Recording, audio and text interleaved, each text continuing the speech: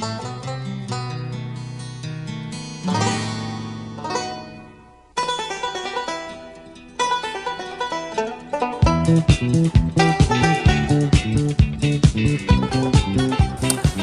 and welcome to another episode of the Cover Zero podcast, the show where I cover the least in the best way possible. I'm your host, Jason Wells. Today is Wednesday, June 25th. It's hot as balls outside. If you can hear this noise, the background noise behind my voice a little bit, I've got an AC unit, I got a big tower fan going, and they're obviously going to be staying on during the episode, so I apologize. I also apologize because last week I said at the top of the show where I'm going to clip this out. I haven't been posting my intros to be like, oh, there's a new episode out, and I didn't do it. This week, though, I will do it. I will post a clip. I know you've been missing my face, and when you're just listening to my voice, it's not as nice. So you get everything this week. I obviously still posting the YouTube, but you're going to get clips this week. I will make sure of it. And we will be continuing the Hall of Very Good. We are on to offensive linemen and tight ends. We are done with the defense. Congrats to UC Manura, Justin Tuck. Who else got in? Darnell Dockett, and it bugs me. I don't remember who. It was another modern day guy, but I forget. And this is embarrassing. It was. I'm still. Michael Bennett.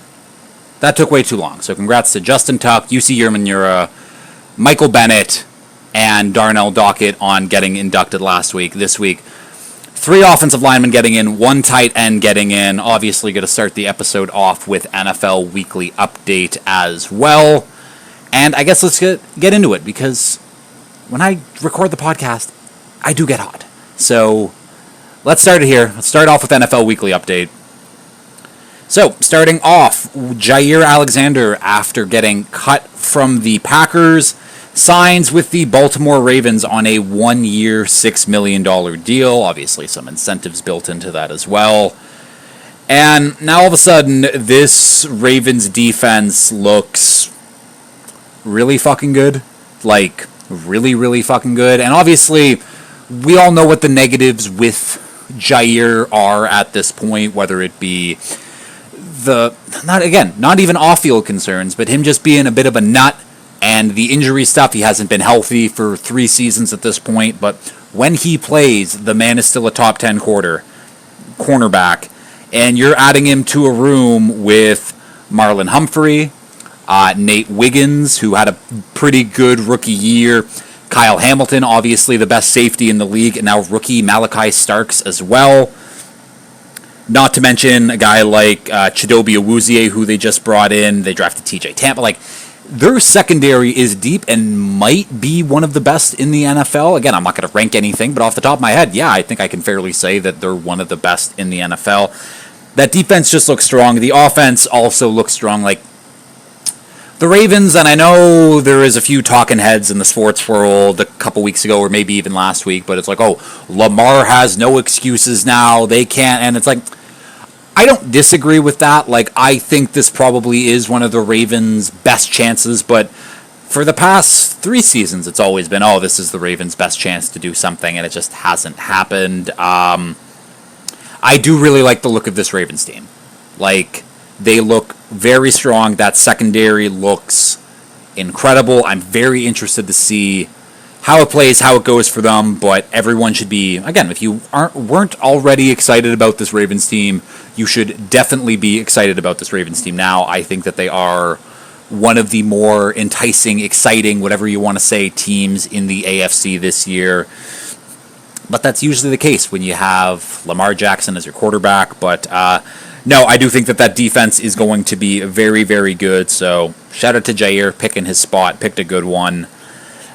We have another retirement from this offseason. Linebacker C.J. Mosley retiring at the age of 33.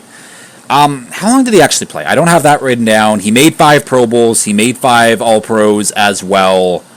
Obviously drafted by the Ravens in the first round of the 2017 draft. I'll just say that without... 2014. Damn, he's that old. That doesn't make sense.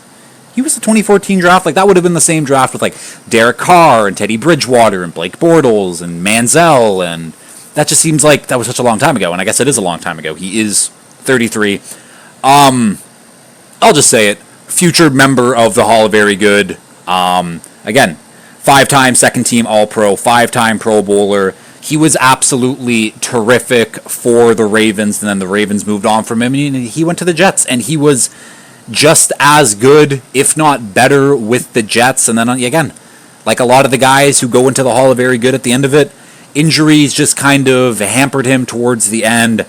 I still think that he could have played above average football if he wanted to play, but no, he announced on his 33rd birthday that he's walking away from the league. And again, 11 seasons in the league. 11 seasons in the league. Absolutely terrific career, like through and through. Like there wasn't, and this is also like, it's like I like people who walk away when, again, he wasn't at the top of his game, but he was still, again, a very, very good player. People who got, they walk out on top, and that's exactly what C.J. Mosley did. Again, great career, will be a nominee for the Hall of Very Good next year, will almost definitely get in. It would hard to see other guys getting voted over him, but C.J. Mosley, hell of a career. Next note up here, now we're getting into like the lesser news. There wasn't a ton happening in the league this week, but one thing that did happen is Shedeur Sanders got caught going 101 miles per hour. For all the Canadians out there, that's about 160 kilometers an hour.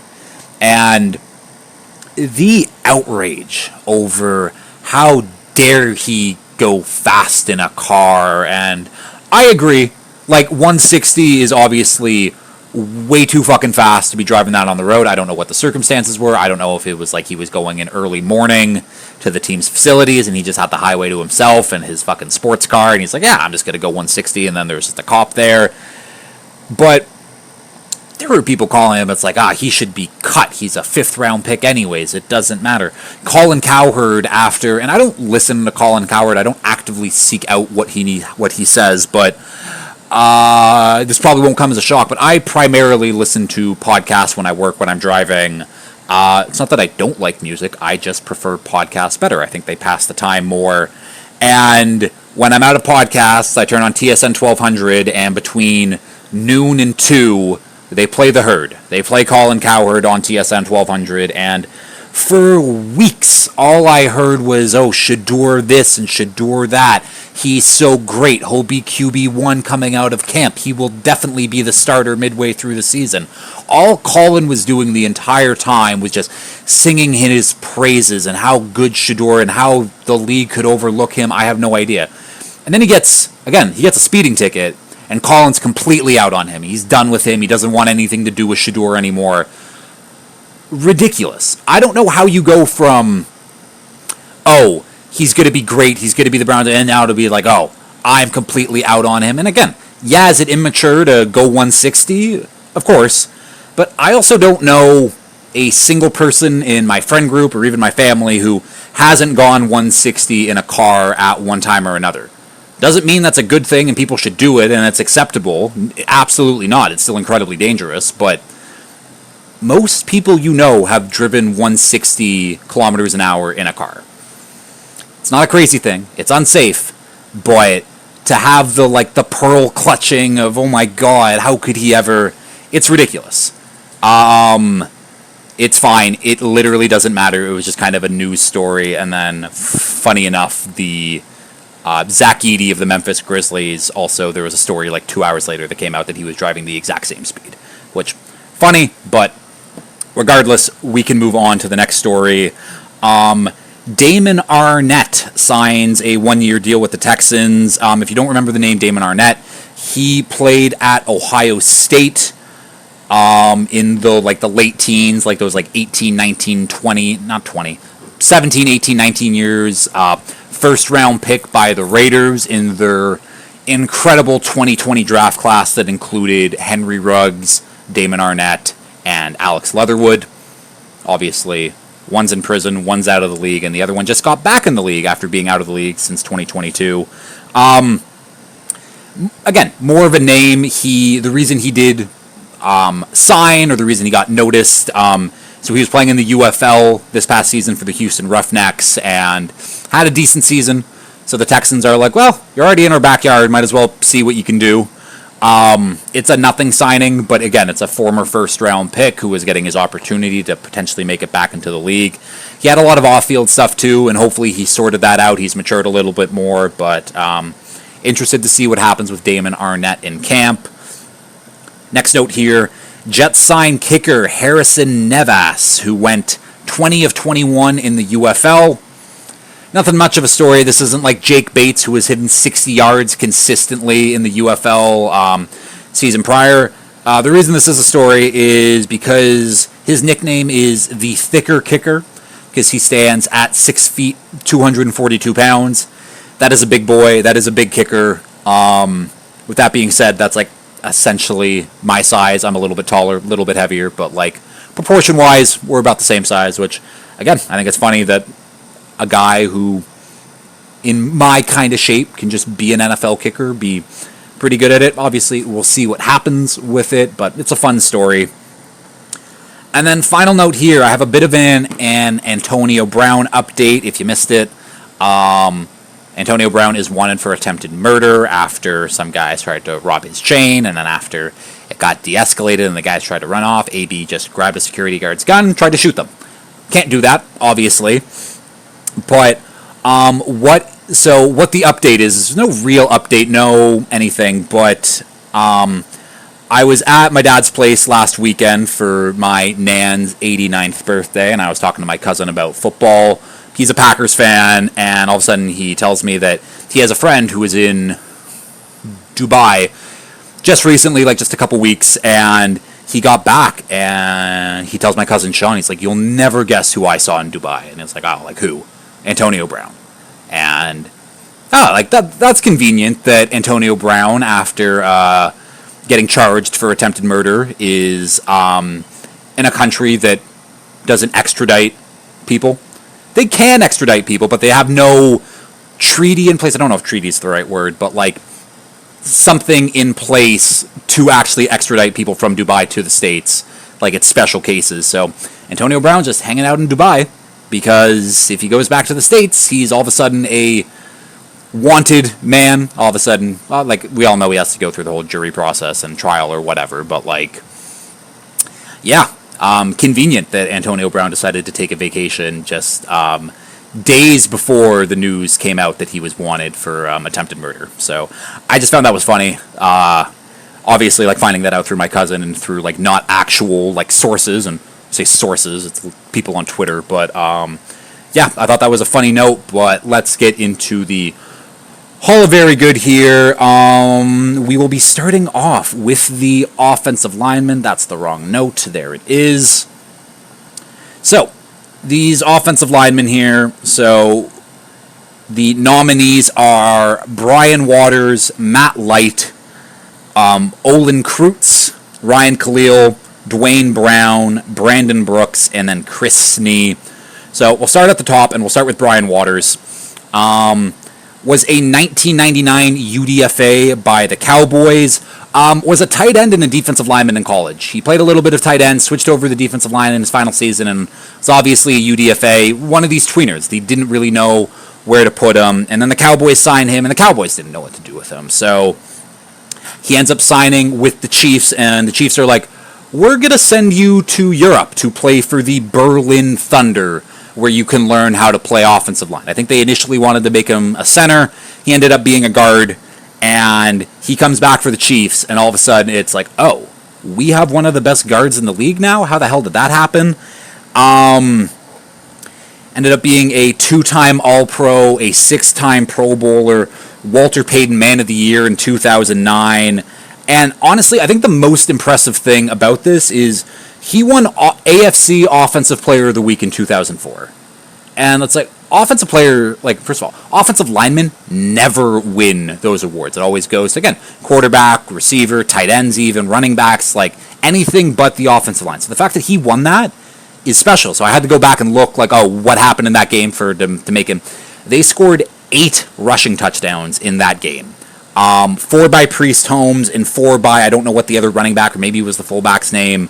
But Brian Waters, because like, I was like, oh, if they scored 8 touchdowns, maybe he got one of them on like a trick play. And no, I guess he was just opening holes, being like the unsung hero on that offensive line. And I guess technically not unsung because he got recognition for it. But that hasn't happened. So we got that in 2004. Hasn't happened since 1992. And I don't think it's happened since. I didn't look it up, and I probably should look it up. So give me a minute here. I will look up offensive lineman to win offensive player of the week. Bear with me here. Ooh. Is this how we do it? It just goes that way? Okay. That's... Okay. So I gotta go way the fuck down. Do we get... Let me see. Again, just based off what I'm seeing, I am seeing no offensive lineman. Shout out to Isaiah Crowell, though. That's a fun throwback name. Let's just see some fun names here. Jay Ajayi got it back-to-back weeks. That's cool. Josh McCowan 1 week. Jonas Gray, never forget his one game, and then he got cut immediately. Julius Thomas, who we'll talk about later. I'm just going to say it hasn't happened since. Because I don't think it's happened since, and I'm wasting too much time here. But yeah, that's Brian Waters. Spent, again, the majority of his career with the Chiefs. Ended it with the... Did he end with the Saints? I think there was a couple guys in here that ended it with the Saints, but either way, he had a terrific career. Not, I don't know why I'm spending the time of who he finished his career with. Oh, no, okay, no, I was right. So, went to New England, then he went back to Dallas. Oh, yeah, this is the thing that I forgot about. So, he signed a deal with New England in the offseason, started every game for them, and then that next season, that 2012 season, he tells the Patriots to be like, hi, I don't want to be here. Let me go play for a team that's closer to like my family in my hometown. And the Patriots, instead of like cutting him or trading him, they just let him sit for the year, essentially. They let him, like, that entire 2012 season played out, and then at the end of the season, they cut him, which is kind of diabolical. Like, I get it from a team perspective, because it's like, well, we paid you to be here and you're under contract, so you're going to stay. I don't know if they fined him up the ass too. I know that so many teams now would fine their players for holding out, especially for the whole season, but yeah, kind of rude. Like, just let the guy go. Did the Patriots? No, they wouldn't have won that 2013 Super Bowl. So it's not even like he missed out on a Super Bowl either. But I digress. We can move on. Speaking of the Patriots, we have Matt Light, a second-round pick by the Pats in 2001. 3-time Super Bowl champ, 1-time first-team All-Pro, 3-time Pro Bowler, 11-year career, all with the Patriots, and was doing a little bit of digging on him, and apparently he just didn't love football, which is fine. Like, some people do see it as a job, but there'd be times where media would ask him about things happening within the division or player acquisitions or other news from other teams, and he just did not give a shit. Apparently at team meetings, he was like, the X's and O's just didn't really interest him watching tape. It's just, he would just show up on Sunday and he would compete, and he would usually be better than the guy in front of him. He was just consistent throughout his entire career, and who knows, if he would have given more of a shit, if he would have, like, whatever, he could have had a Hall of Fame career. But again, winning 3 Super Bowls, having an 11-year career with the Patriots, it's good. Like, he had a phenomenal career. I think he's in, like, the Patriots, like, Hall of Fame and the Ring of Honor, whatever they want to call it. But yeah, like, I do find it interesting that, like, again, players that are still that fucking good, like Hall of Very Good nominees, where at the end of the day, they just didn't really care about football and they were still that good. Like, that's really impressive to me, that you're you're not like insane and like want to go in depth about your craft, and you're still that good of a player. So shout out to Matt Light, because I honestly I like that. Like, that means that he was that good and he didn't really care. And obviously he did care, but there's levels to it. Next guy up here, it is Olin Kreutz, a third-round pick by the Bears in 1998.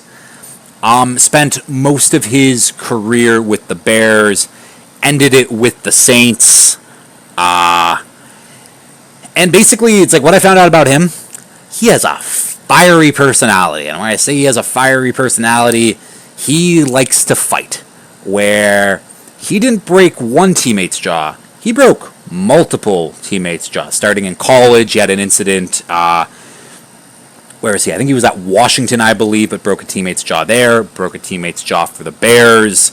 When he was on the Saints, he got in an argument with his offensive line coach, and I guess somehow Drew Brees got involved, and Drew Brees ended up getting shoved against the wall by Olin. Even in his media career after in Chicago, he got in an argument with one of his coworkers, and he ended up having to get let go for.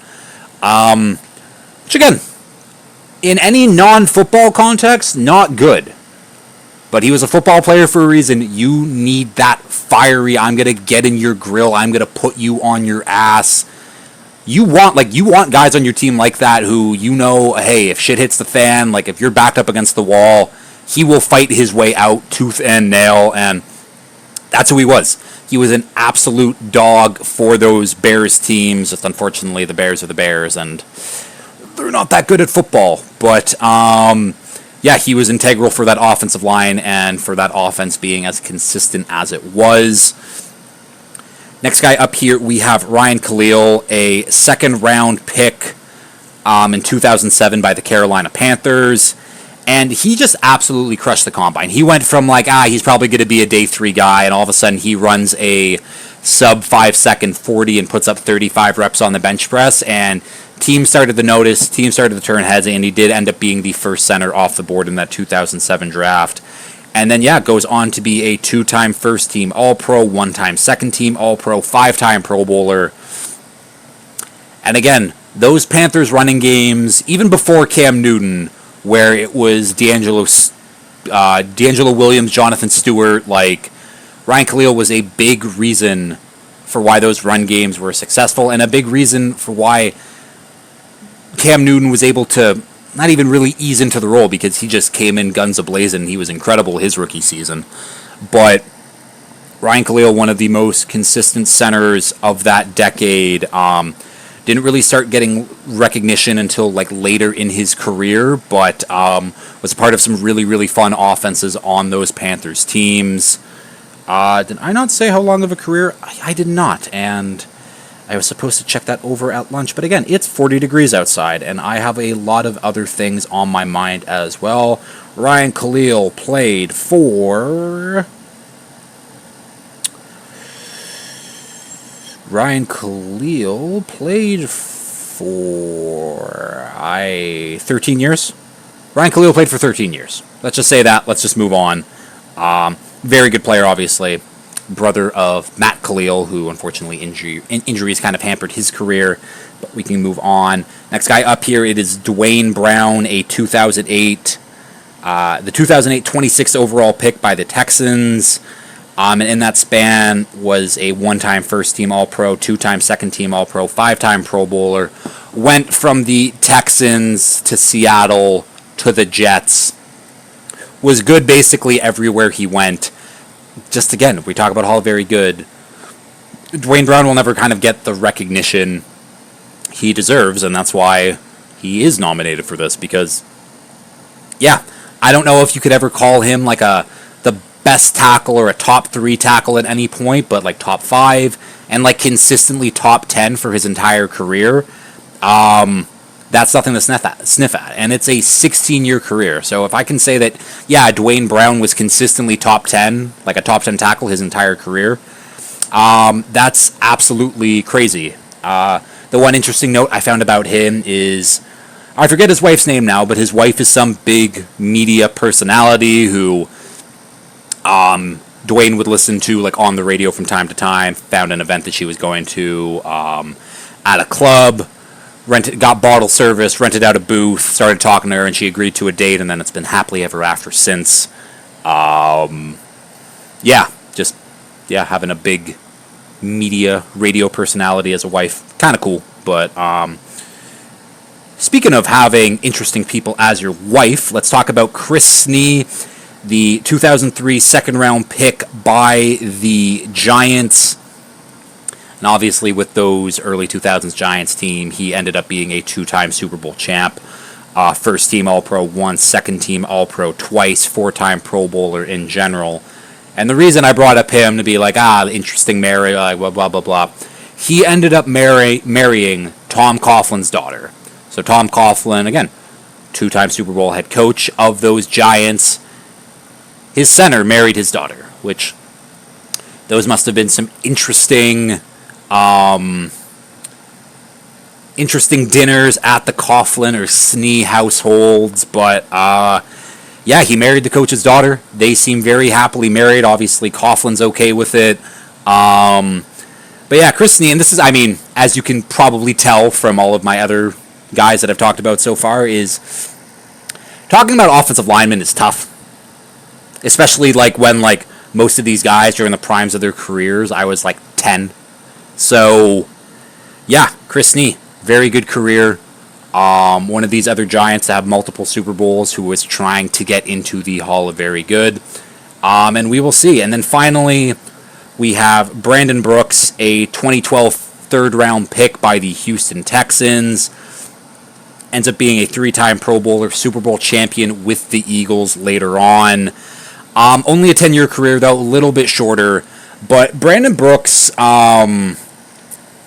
so apparently he got diagnosed with a stress anxiety disorder where basically before every game, he would puke, essentially. And he didn't know why, he didn't know. And apparently, he has this anxiety disorder. And since he has left the NFL, he's trying to better understand what was going on, and he's been a big mental health advocate, so I love hearing that stuff. But that's Brandon Brooks. Those are the nominees, and your three men getting into the 2025 class of Hall of Very Good are, drumroll please, it is Matt Light, Ryan Khalil, and Chris Snee. Congrats to those three gentlemen on getting into the Hall of Very Good. All very, very well deserved. And now we get on to the tight ends here. Starting off, actually, nominees first are Jared Cook, Jimmy Graham, Todd Heap, Jeremy Shockey, Martellus Bennett, Julius Thomas, and Greg Olsen. So starting up top with Jared Cook. Jared Cook was a 2009 third-round pick by the Tennessee Titans. Only a two-time Pro Bowler for Jared Cook in his 13-year career, but he has been around. He has played for the Titans, he's played for the Rams, he's played for the Packers, he's played for the Raiders, he's played for the Saints, and then he finished his career with the Chargers and ended up 14th all-time in tight end receiving yards. And Jared Cook is just, again, we want to talk about consistently in guys that were just solid their entire 13-year career. That was Jared Cook. Jared Cook didn't have the best years of his career up until those Saints years, which were 2018, 2019.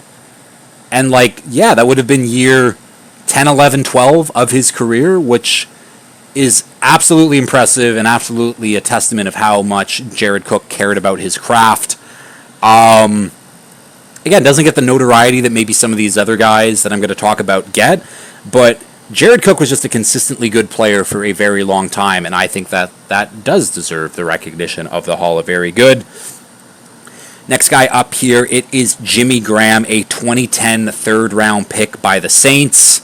And obviously, if you know the story of Jimmy Graham, he was a college basketball player first. He spent 3 years playing college basketball at Miami, and then finally his senior year, he's like, I'm going to go try football out, and only had 200 and something yards receiving that year and 2 TDs, but that was enough for the Saints to be like, okay, a day 2 pick, we can do that for Jimmy Graham. And that's kind of where it started. And then he was a first-team All-Pro once, a second-team All-Pro once, five-time Pro Bowler, led the league in TDs in 2013 with 16. And that 2013 season, he also had 1,200 yards. Like, a tight end had a 1,200 yards, 16 TD season.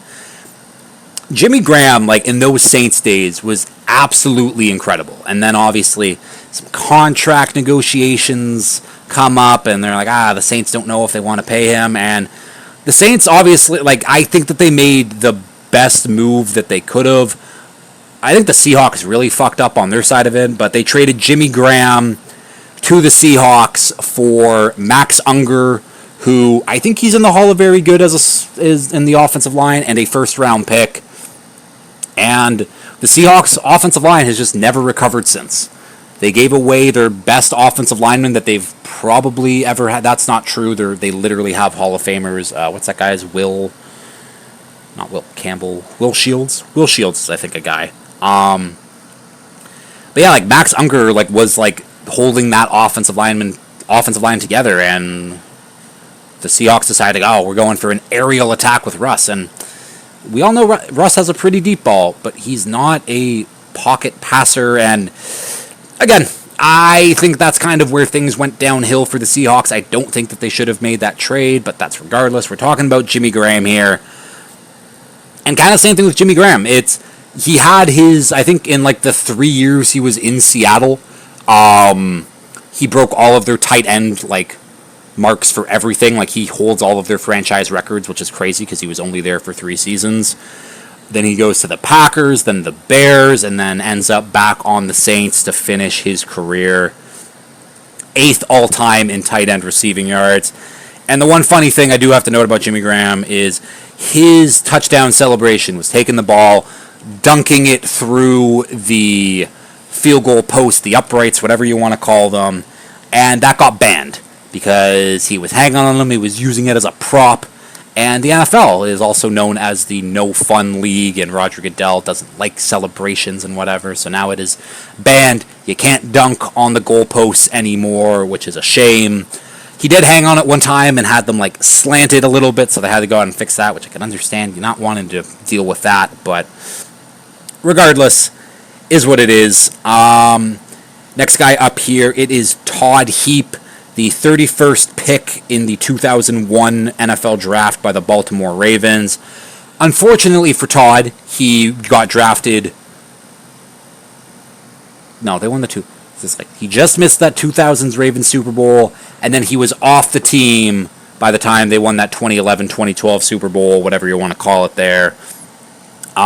Was a second-team All-Pro once, a two-time Pro Bowler once, 21st all-time in tight end receiving yards, 12-year career.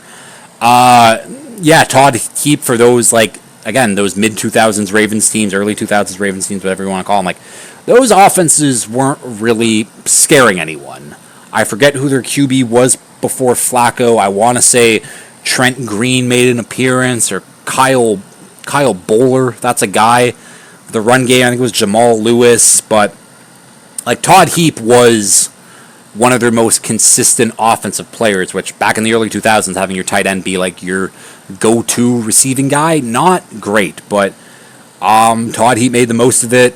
Again, had a very good career with the Ravens, played his final 2 years of his career in Arizona as well. That's Todd Heap. Next guy up here, it is Jeremy Shockey, the 14th overall pick by the Giants in 2002.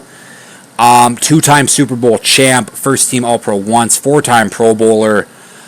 And based off what I read, kind of a bit of a nutcase. I think that he thought that he was much, much better than he was, and he's a two-time Super Bowl champ, but that Super Bowl, the 2007 Super Bowl, again, the Giants-Patriots Super Bowl, where the Giants went, beat the undefeated Patriots to ruin their perfect season, thank God.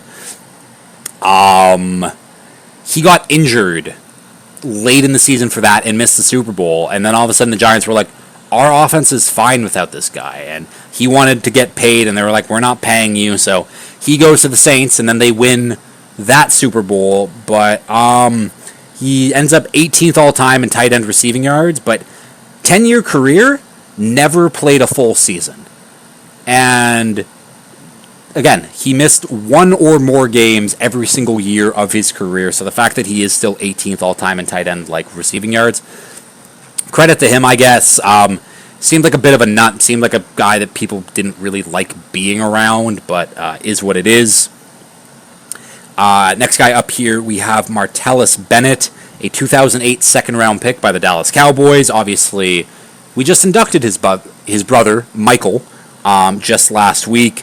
He ends up being a Super Bowl champ with the Patriots and a Pro Bowler. 10-year career, kind of like Jared Cook. Played for the Cowboys, the Giants, the Bears, the Pats, the Packers, and then back to the Pats to finish his career. Yeah, had a few like very good seasons, obviously, when you get that Pro Bowl nod. Just a mean player, though. Like someone who can get you your receiving yards, but you don't want to get on like the bad end of him, where like he will hurt you. He will try to inflict pain if he can.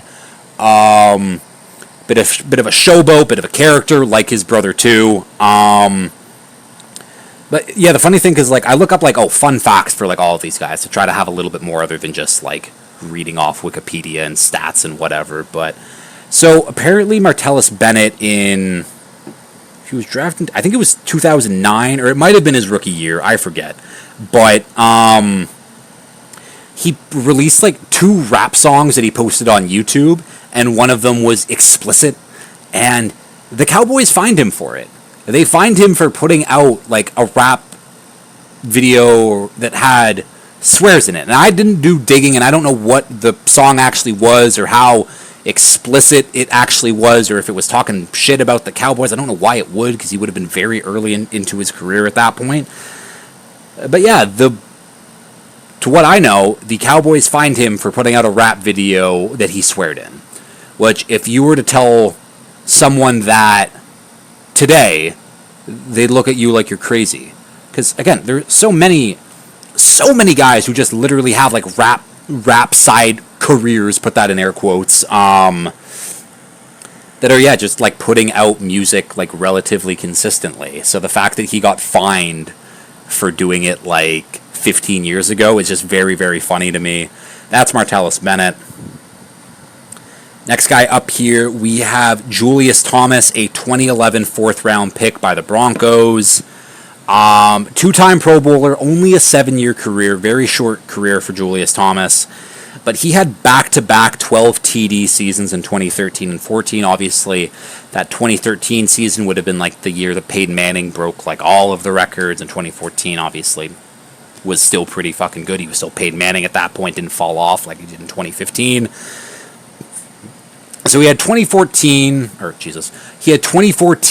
in just those 2 seasons, and then the other 5 seasons combined for him, he had 12. So his peak was high, he was incredible, he was great for fantasy football, but it was a very high peak, and then the rest of his career was just kind of okay.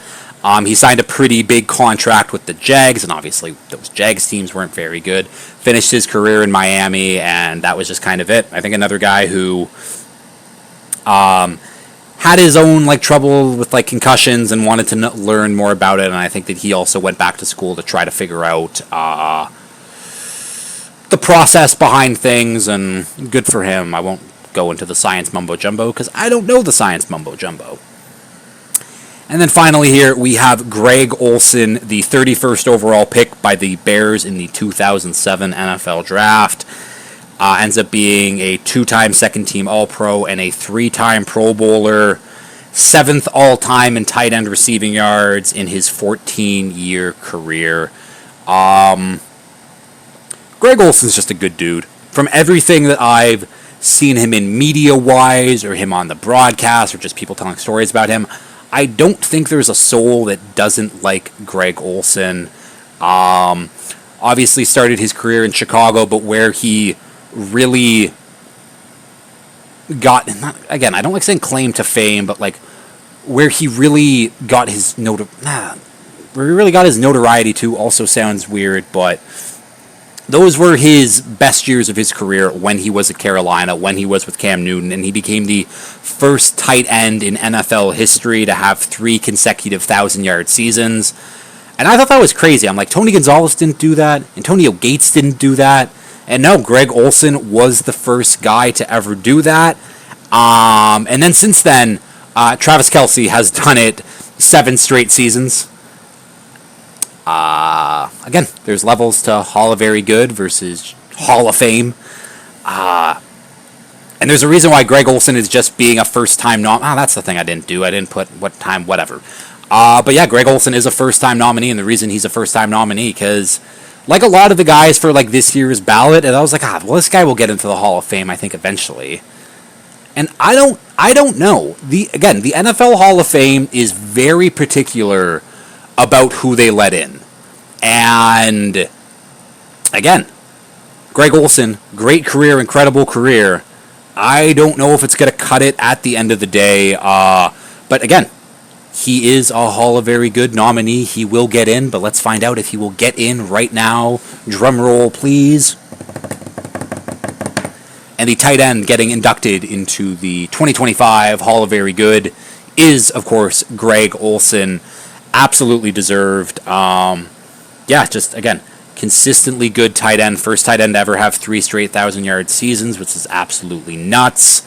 One of the best broadcasters in the world now, too. I should have just said league, but I said world because I do like Greg Olsen. But, yeah, shout out to Chris Snee, Ryan Khalil, Matt Light, and Greg Olsen getting inducted into this year's class for the Hall of Very Good.